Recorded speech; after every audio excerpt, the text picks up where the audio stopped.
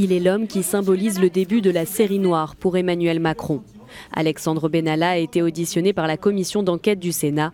Cet ancien collaborateur du président de la République, remercié par l'Élysée, s'est défini comme un simple coordinateur chargé de la logistique. C'était celui d'avoir l'impression d'être instrumentalisé à des fins politiques. Après avoir démenti avoir été le garde du corps du chef de l'État, il est resté flou sur les conditions de son recrutement.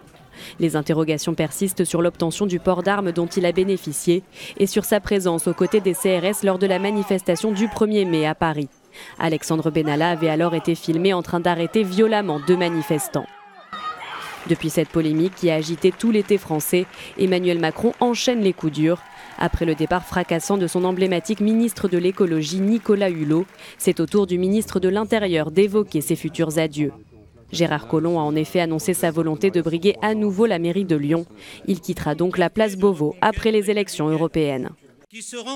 Pour conjurer le mauvais sort, le président multiplie les annonces, plan pauvreté, plan santé, mais peine à sortir la tête de l'eau. D'un problème de sous-financement.